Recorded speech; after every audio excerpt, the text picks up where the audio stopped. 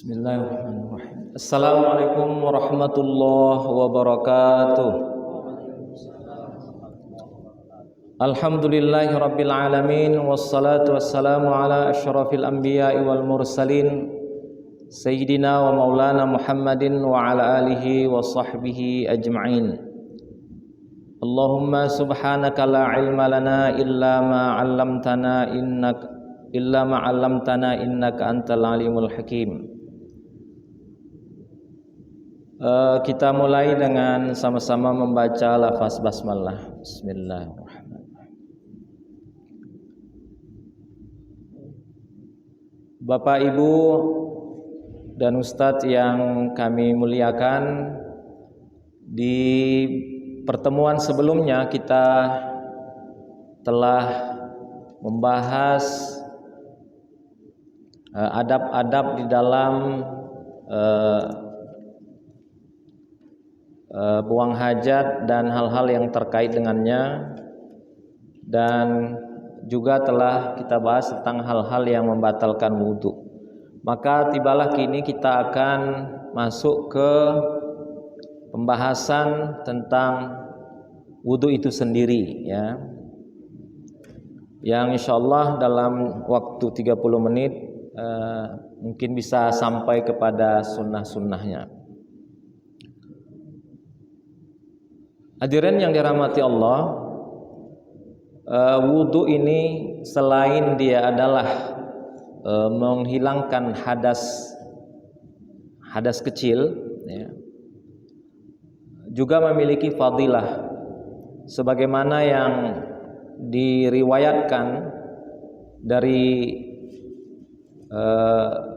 Rasulullah sallallahu alaihi wasallam, yang diriwayatkan oleh Imam Malik, Imam Nasai dan Ibnu Majah, bahwa Rasulullah sallallahu alaihi wasallam bersabda, "Idza tawadda al-'abdu," apabila seorang hamba berwudu, famadmadha, lalu dia kemudian berkumur-kumur, maka akan keluarlah dosa-dosanya dari mulutnya. Dan begitu juga bila dia beristinsar. Istinsar itu mengeluarkan air sesudah dimasukkan, istinsyaq, lalu dikeluarkannya, ya. Maka keluarlah kesalahan-kesalahannya dari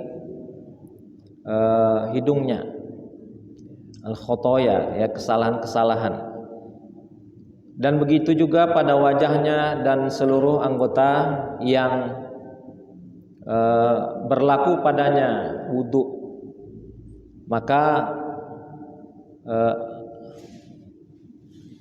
insyaallah Allah subhanahu wa ta'ala akan memberikan, ya, dihapuskan khotoya kesalahan-kesalahannya, dan kemudian pada akhirnya bila dia kemudian pergi ke masjid dan kemudian dia berjalan, maka itu semua akan menjadi catatan tambahan baginya, seakan semacam yang disebutkan di dalam riwayat itu nafilatun, ya, sebagai tambahan baginya. Jadi kemudian dia berjalan ke masjid, maka itu adalah nafilah baginya. Maka ada baiknya bahwa kalau kita berangkat ke masjid, terlebih dahulu kita berupaya untuk berwudu dan kemudian membaca doa sewaktu kita berjalan ke masjid, yang doanya semua kita sama-sama tahu, ya, Allahumma ja'al fi qalbi nura, ya, berikan cahaya di hatiku, di pendengaranku, kemudian di penglihatanku, dari atas dan dari bawah, dari samping, dari kiri dan kanan, dan jadikanlah cahaya pada diriku, waj'alli nura, ya, intinya ada kalimat nur di situ kalau kita belum hafal. Kemudian riwayat-riwayat yang lain juga memberikan motivasi kepada kita untuk menjaga ya wudhu kita. Sebagaimana tambahan riwayat dari Abi Hurairah radhiyallahu anhu bahwasanya Rasulullah sallallahu alaihi wasallam bersabda, "Ala adullukum ala ma yamhullahu bihi al-khataya wa yarfa'u bihi ad-darajat." Tidakkah kalian mau aku tunjukkan satu amalan yang Allah akan menghapuskan dosa-dosa atau kesalahan dan mengangkat derajat? Maka sahabat menjawab, "Bala, tentu ya Rasulullah," yaitu isbagul wudu'i 'alal makarih, menyempurnakan ya wudunya dalam keadaan dia sulit. Jadi berupaya untuk berwudu, menjaga wudunya dalam keadaan dia sulit. Dan kemudian kasratul khuta ilal masajid, banyaknya langkah menuju masjid. Inilah barangkali di antara motivasi untuk kemudian orang ada yang memilih tinggal jauh dari masjid supaya berjalannya itu lebih banyak ya, datang ke masjid. Kemudian intizarus salati ba'da shalah, kemudian menunggu salat dari waktu ke waktu. Habis salat asar dia menanti untuk datangnya salat maghrib, dan kemudian ditandai dengan dia berupaya untuk bersegera hadir ke masjid untuk menunggu waktunya masuk. Maka kata Rasulullah sallallahu alaihi wasallam, fadzalikumur ribat sampai 3 kali. Dan itu adalah merupakan ribat. Ribat ini bisa diartikan al-jihad. Makanya orang-orang yang sekarang berjuang di Gaza, di Palestina itu, di antaranya disebut mereka itu al-murabitun, ya, orang yang berjuang ya di jalan Allah Subhanahu wa taala, dan bukan hanya sekadar berjuang tapi mendisiplinkan diri mereka, dan kemudian segala hal yang terkait untuk kemudian meraih kemenangan dalam perjuangan mereka. Dan masih banyak lagi barangkali yang hadis-hadis Rasulullah yang semakna dengan itu. Pada intinya memberikan pengetahuan kepada kita betapa berwudu itu memiliki fadilah, ya, bukan hanya sekedar untuk kemudian kita bisa mengangkat hadas kecil. Lalu faraiduhu, ya, kita masuk kepada hal-hal yang menjadi wajib, hal-hal yang wajib, dan nanti ada hal-hal yang sunnah. Di antara hal-hal yang disepakati oleh para ulama untuk menjadi kewajibannya, ya, adalah pertama niat. Dalam konteks niat ini penting mungkin bagi kita untuk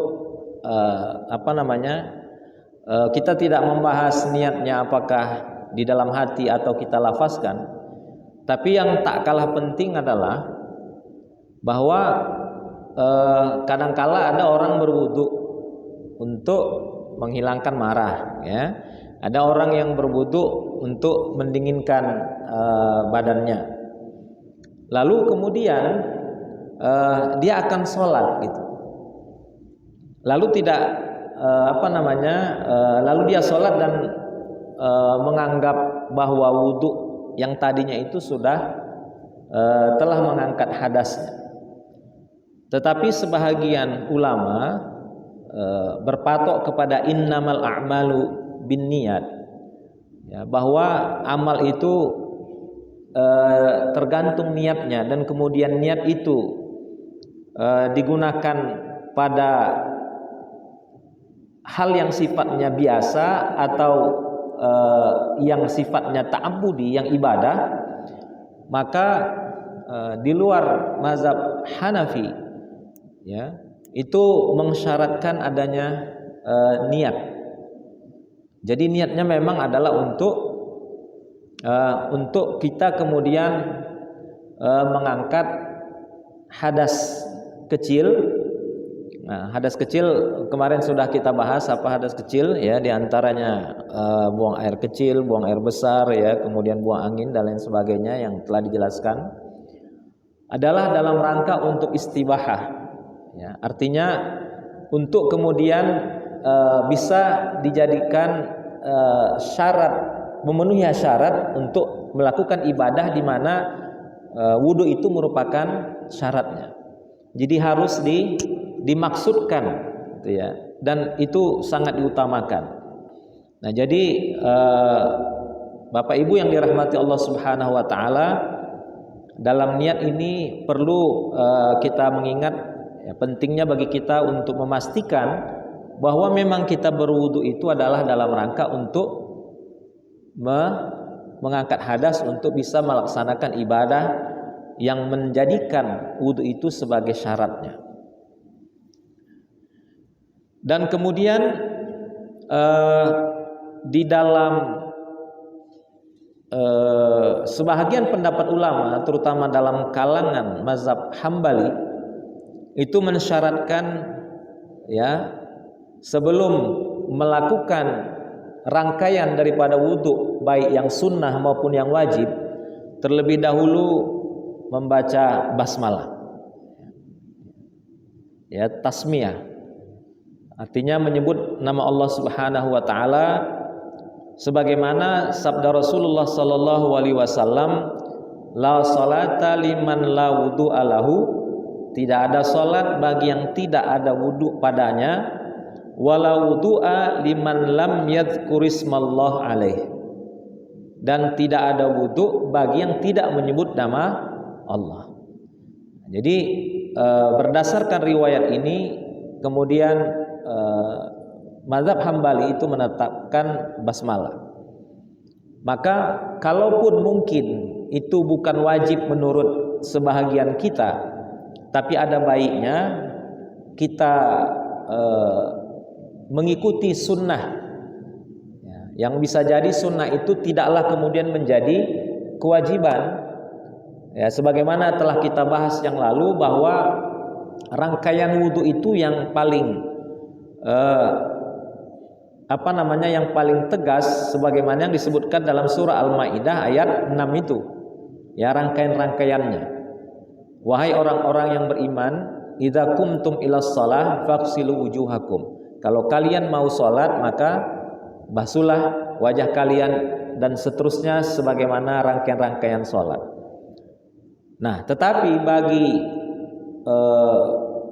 sebahagian mazhab, diantaranya mazhab Hambali, meskipun di ayat ini tidak disebutkan itu, tetapi ada baiknya kita mengamalkan apa yang dianjurkan ya, atau yang diperintahkan, meskipun kalimatnya perintah, tetapi bagi di luar Hambali dianggap merupakan sunnah ya. Tetapi bagi mazhab Hambali, perintah kata-kata Nabi la wudu'a ya, la wudu'a liman lam yadhkurismallah alaih, tidak ada wudu bagi yang tidak menyebut nama Allah, ada baiknya ini kita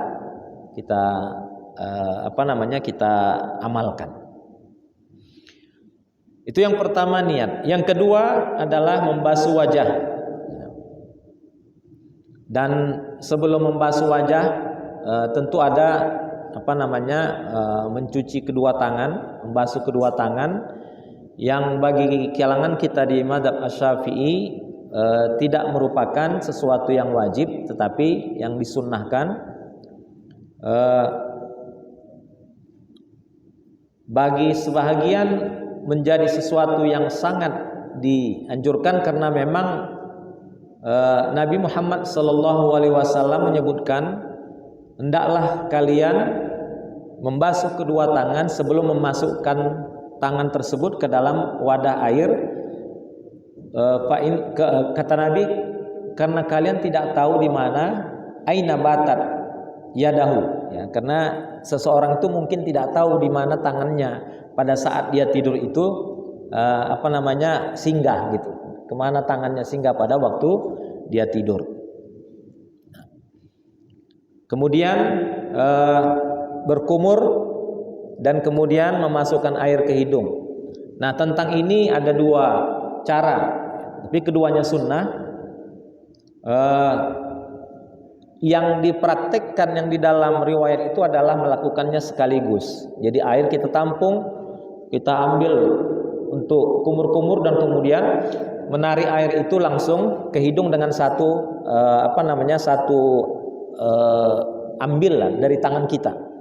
Ya, kemudian berkumur-kumur dan kemudian membuangnya dari hidung dengan cara menariknya dari hidung kita dengan tangan kiri.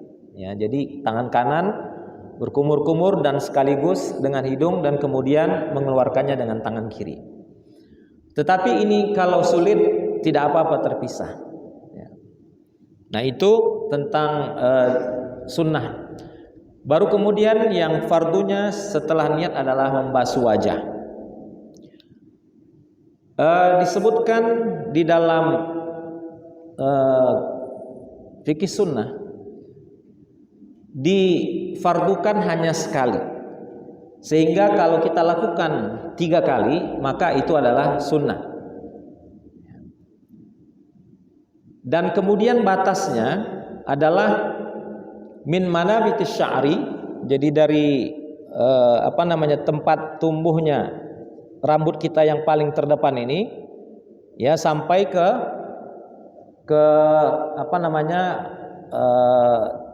rahang tumbuhnya gigi kita yang di bawah gitu. Jadi tulang yang di bawah ini tempat tumbuhnya janggut, ya, bagi sebagian orang yang ada janggutnya di sini. Ya. Kemudian untuk lebarnya adalah disebutkan di dalam kitab fikih sunnah, min syahmatil udhun illa syahmatil udhun ardon. Jadi dari anak telinga. Jadi anak telinga ini di sini ada anak telinga kita. Kalau kita pegang ini kiri dan kanan, maka inilah batasnya. Ya, lebarnya ini, kemudian tingginya ini. Nah, tentang membasuh wajah disebutkan di dalam ayat itu adalah faghsilu wujuhakum. Berarti faghsilu itu ghusl. Ghusl itu artinya membasuh, ya, bukan menyapu. Ya, dibasuh. Nah, tentang membasuh ini maka kita harus berupaya memastikan bahwa kata membasuh itu terpenuhi. Ya, kata membasuh itu terpenuhi. Tetapi juga kita harus memperhatikan sabda Nabi Muhammad SAW tentang apa? Tentang perlunya berwudu itu secara hemat, gitu ya. Bahkan Nabi mengatakan meskipun kalian berada di air yang mengalir, ya, bahkan ada riwayat menyebutkan meskipun kalian berada di air yang banyak, berarti seperti laut, ya, atau sungai. Begitulah Rasul memberikan pengarahan kepada kita. Nah, untuk itu ulama menyebutkan tentang standar minimumnya supaya kata membasuh tadi, ya, kita bedakan antara basuh dengan sapu, ya. Di dalam wudu ini hanya ada 2, membasuh dan menyapu. Kalau wajah itu membasuh, artinya menggosoknya, ya, menyapu. Dan disebutkan bahwa oleh Syekh Wahab Zuhaili adalah isalatul ma'alal udwi atau alal udwi bihaisu yataqatar. Jadi mengalirkan air, ya, mengalirkan air maksudnya ke wajah tadi, yang sekiranya air itu ada menetesnya gitu, ada menetesnya. Wa aqalluhu, minimumnya qatrotani fil asah. Ya, jadi minimal kira-kira kalau dia menetes gitu, kira-kira minimal tetesannya 2 kali tetesan. Nah, itulah sudah tercapai volume air yang kita gunakan untuk membasuh wajah kita. Nah, jadi kira-kira kalau kita contohkan dengan 2 tangan, mungkin ini udah cukup banyak. Ya, udah cukup banyak ini sebetulnya. Sehingga apakah mungkin cukup dengan 2 tangan, 1 tangan? Ya, apalagi misalnya yang sunnahnya berdasarkan sabda Nabi yang menggunakan air itu dengan hemat. Kalau kita misalnya pakai keran itu mungkin kekencangannya hanya mungkin sampai maksimum 4 gitu. Kalau misalnya putarannya 10 ya gitu. 3 atau 4, atau bahkan yang paling baiknya lagi adalah bila mana kerannya ini udah otomatis itu, ya begitu dimasukkan di tangan kita di bawahnya, maka kemudian airnya keluar, begitu kita tarik maka airnya kemudian ada sensornya, kemudian dia mati. Atau bisa dengan cara misalnya keran itu kita buka, kita tampung dengan tangan kita, lalu kita tutup, lalu kita sapu wajah kita, maka sesuai dengan yang diajarkan oleh Syekh Wahbah Zuhaili ini, mungkin 1 tangan pun sudah mencukupi. Nah, perlu juga bagi kita mencoba mengamalkan ini sebagai bagian daripada idbat atau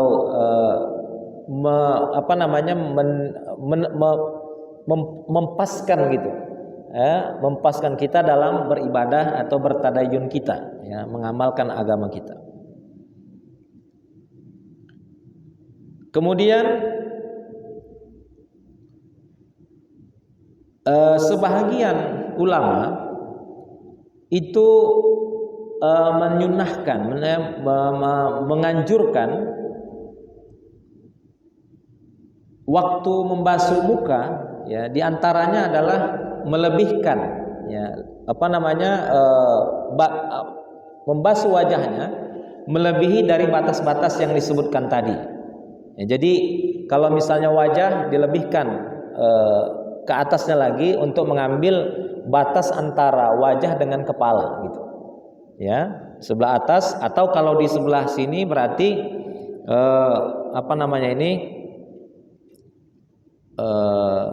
kening kita, ya, kening kita yang ada rambut yang halus ini, dan ini dianggap merupakan bahagian dari kepala, ya, bukan dari wajah lagi, maka ada baiknya juga dilebihkan, ya, oleh sebagian ulama kita. Dan di dalam mazhab Syafi'i, untuk kita menghindari al-khuruj minal khilaf, ya, untuk keluar dari perbedaan pendapat, sudah kita lebihkan, kira-kira begitu, ya, termasuk juga dalam batas-batas wudhu yang lain, ya, seperti tangan dan kemudian kaki.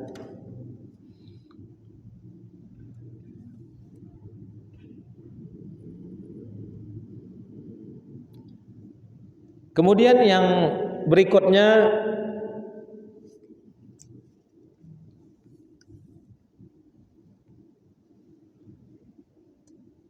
di ungkapan Dr. Syekh Wahbah Zuhaili juga gitu, ya, disebutkan untuk melebihkan wajah itu kan sebetulnya tadi sampai di bawah ini, ya, tetapi untuk keluar daripada ikhtilaf, ya, kita boleh melebihkannya sampai ke rahang kita kalau yang sebelah bawah, ya.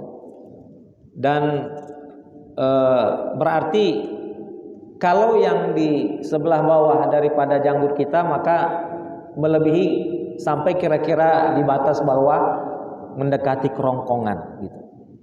Nah, ini sebahagian pendapat para ulama, walaupun bagi yang berpendapat bahwa tidak perlu takalluf, ya, tidak perlu takalluf, nah, yang disebutkan di awal tadi itu sudah mencukupi. Kemudian yang ketiga sesudah membasuh wajah adalah membasuh kedua tangan sampai ke siku.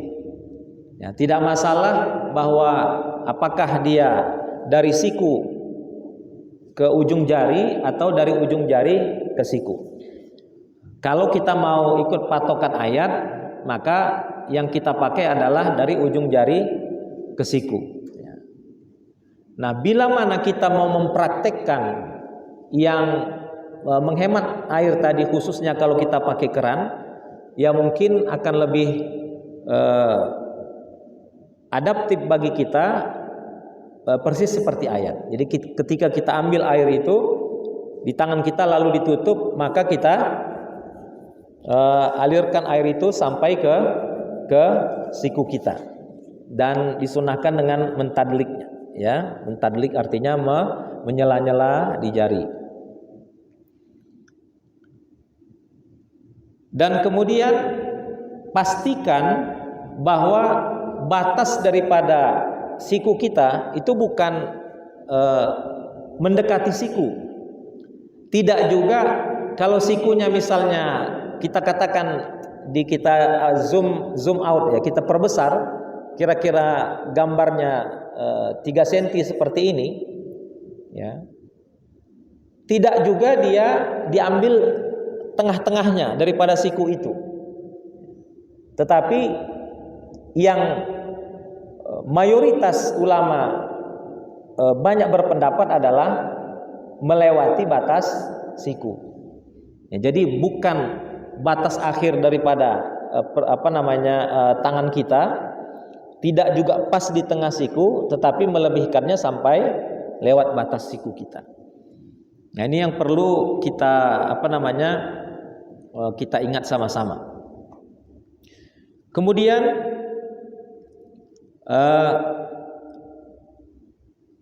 yang perlu juga harus kita ingat bahwa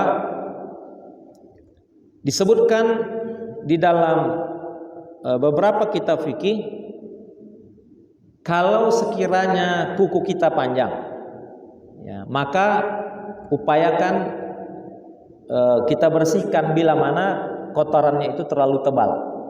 Ya, mungkin belum sempat memotongnya dan kemudian ada kotoran di situ, kita bersihkan dulu baru kita berwudu.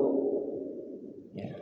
Kecuali disebutkan kecuali yang dia hanya sesuatu yang yasir, ya.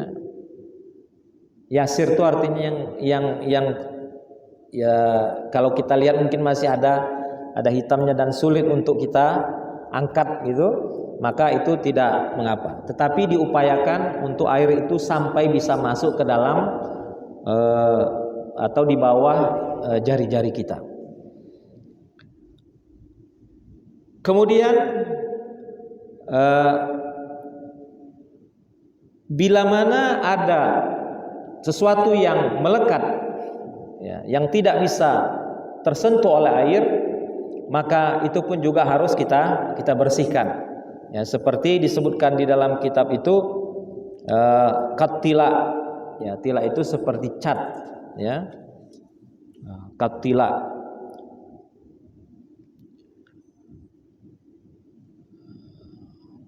Itu tentang tangan. Dan kemudian selanjutnya membasuh kepala. Tentang membasuh kepala ini banyak sekali contoh yang diajarkan oleh guru-guru kita, dan juga kemudian mungkin sebagian pendapat ada yang mengatakan separuh, ada yang mengatakan sepertiga atau keseluruhan. Tetapi kita mencoba untuk mengikuti riwayat, ya, dari Rasulullah Sallallahu Alaihi Wasallam yang sampai kepada kita bahwa Rasulullah Sallallahu Alaihi Wasallam di dalam riwayat Abdullah bin Zaid, bahwa Rasulullah Sallallahu Alaihi Wasallam itu kira-kira praktiknya begini, ya, kalau kalimatnya masaharosahu biyadaihi, ya, jadi kalau masaha, jadi masah itu menyapu, ya, menyapu, ya, bukan menggosok seperti wajah dan tangan tadi ataupun kaki nantinya. dia masaha itu menyapu. Masaha ra'sahu biyadaihi, ya, mengambil air kemudian dia sapukan begini, ya, dengan tangannya langsung semua kira-kira gini bentuknya, ya. Kemudian fa'aqbala bihima wa adbara, kemudian dia balikkan lagi ke depan. Bada'a bi muqaddami ra'sihi. Nah itu. Jadi keseluruhannya dibalikkannya. Kalau kita mau pakai riwayat dari Abdullah bin Zaid. Kemudian Rasulullah sallallahu alaihi wasallam tidak mengambil air lagi, tetapi menggunakan sisa yang masih basah di telinga, di tangannya setelah membasuh kepala tadi dengan cara yang telunjuk membersihkan yang sebelah dalam telinga, ya, menyapunya. Kemudian yang jari jempolnya untuk sebelah luar daripada daun telinga. Jadi tidak perlu mengambil air lagi gitu. Dan ini salah satu bentuk untuk mengamalkan daripada kesederhanaan di dalam berwudu tadi. Dan kemudian yang terakhir membasuh kaki, ya, kaki itu harus dibasuh, berarti bukan hanya sekedar mengalirkan air kita letakkan saja begitu, ya, tetapi harus kita gosok. Dan disunnahkan untuk menggosok sela-sela daripada jari itu bisa dengan seluruh jari tangan kita atau masing-masing dengan menggunakan kelingking saja yang lebih mudah gitu. Misalnya ini telapak kaki kita dan ini dengan kelingking itu. Dan pastikan bahwa mata kaki kita pun termasuk yang harus dibasuh. Jangan hanya sekedar digosok, maksudnya ya, digosok ya, bukan dibasuh, ya, tapi harus digosok. Sebab kalau hanya dialirkan air, kita menghindari. Rasulullah Sallallahu Alaihi Wasallam ya pernah mengingatkan seorang sahabat untuk mengulangi wudhunya lagi karena dia hanya menyapunya, ya, tidak menggosoknya. Tapi mungkin ini dulu udah 33 menit untuk kemudian kita mungkin masuk ke tanya jawab, dan bila ada hal lagi yang mungkin akan kita kembangkan, kita akan sampaikan insyaallah. Silakan kembali ke Ustaz. Yang berselamat kepada Bapak Ibu bagi yang bertanya seputar masalah wudu dan kesehatan.